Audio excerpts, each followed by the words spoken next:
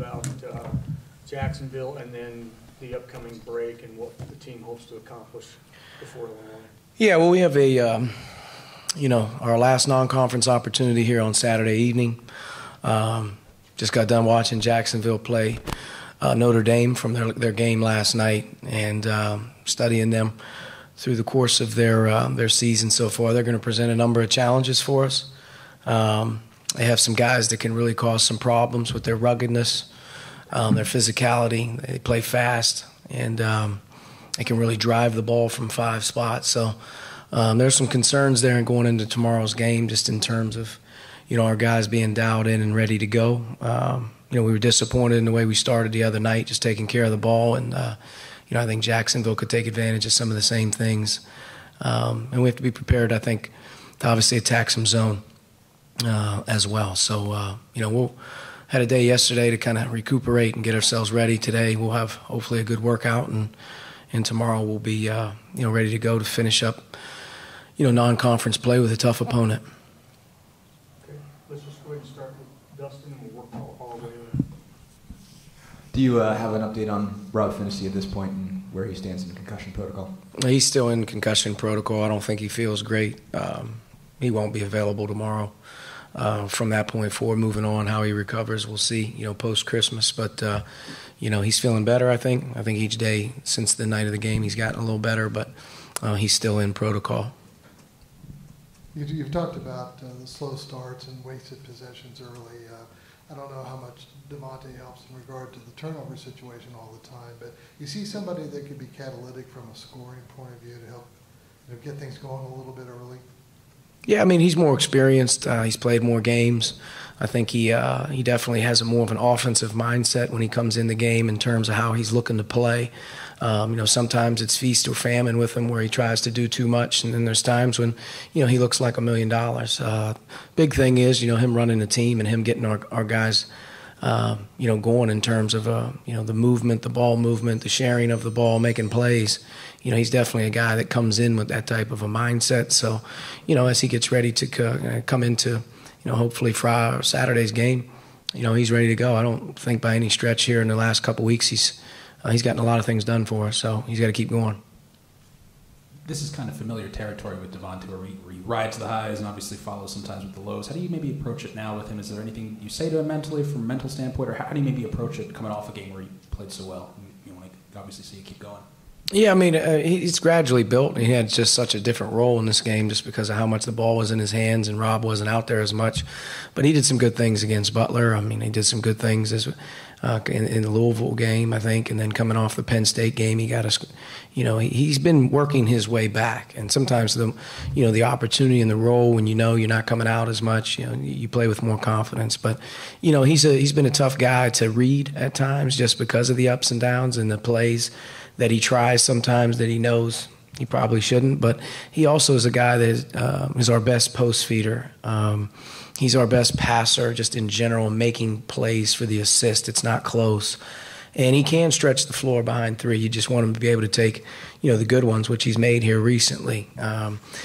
Defensively, he's been pretty solid for us, too, as well. I don't see as many breakdowns there here in our last few games. He's done a good job there as well. And, we're going to need him to be as solid as possible. He's going to play a big role for this team all season. Sometimes seasons go through ups and downs with injuries and whatnot.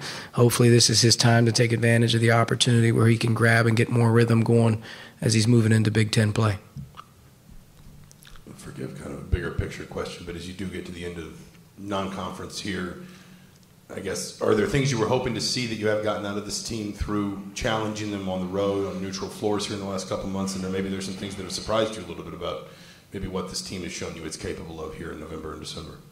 We've seen a lot. We've played good teams. We've been on the road, I think, 3 true road games, a neutral game. It hasn't been like we've been in assembly the entire, non-conference slate.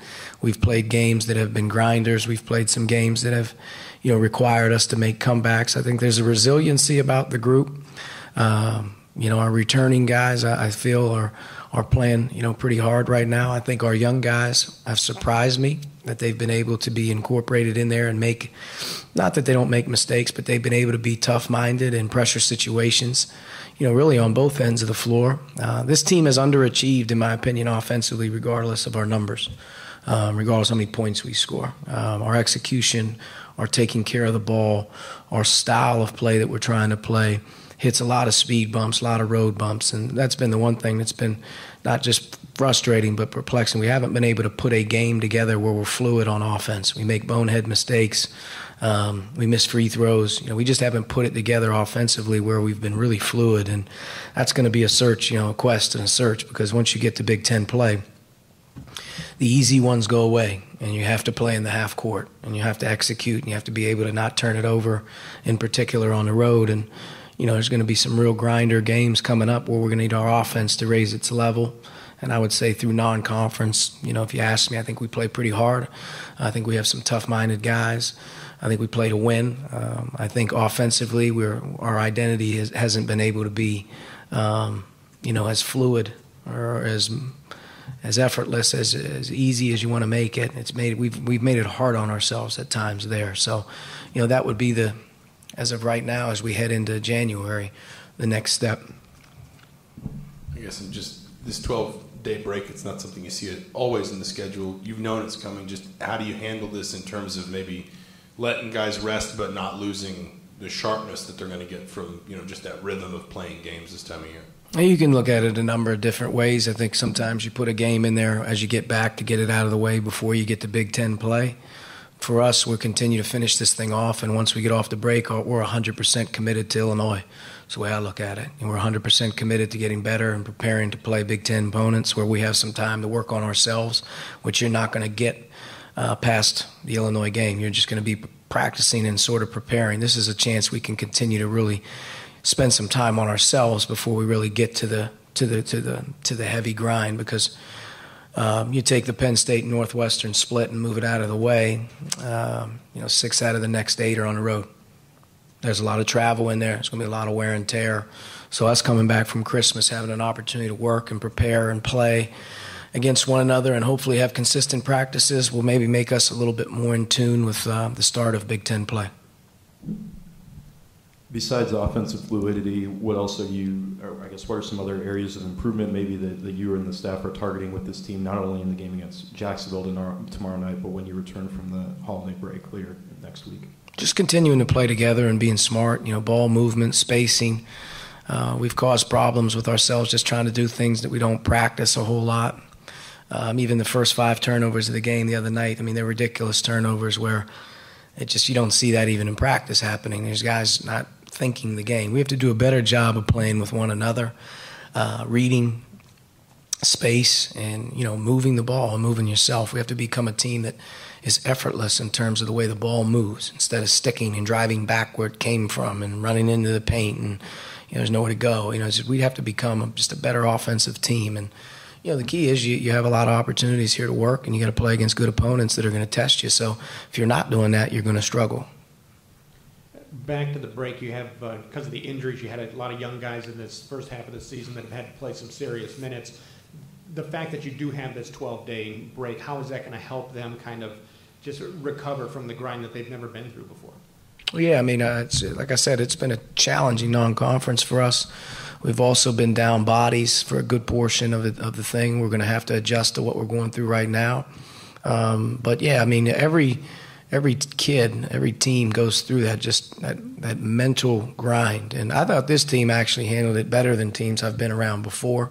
That's probably a credit to the young guys just being a little bit more mature and being a little tougher minded. Sometimes the freshmen can really get gassed out, which the quality of our opponent has really kept us on our toes as well. When you're going Butler, Louisville, Penn State, Northwestern, Duke, you got to be ready for those games. And but the recovery time is important. Getting them home for Christmas is always the goal, where they get away from the what they've been through doing. They get a chance to relax a little bit, and then when they come back, you got to ease them into it, but you got to go back to work. And there should be an excitement level when they come back, because obviously we're heading into conference play. Last question. Just a short one. I'm not sure if you mentioned this before. When are they actually coming back for? When are you guys starting practice again after Christmas? We'll be back on the 27th. We'll be back on the 27th. You know, typically we've always been back either day after Christmas. This one allows us to bring them back on the 27th just due to the distance of the games and the gaps. We don't have one on the 28th or 29th or whatever it may be like some teams do. So, you know, to give them a window, they're going to play a night game on the 22nd. You know, realistically, they'll travel on the 23rd. So hopefully they can get the 23rd and 4th, 5th, get one day after Christmas. Some of them will return after Christmas on the 26th, and some of them will return on the 27th. All right, Coach, thank you. Thank you.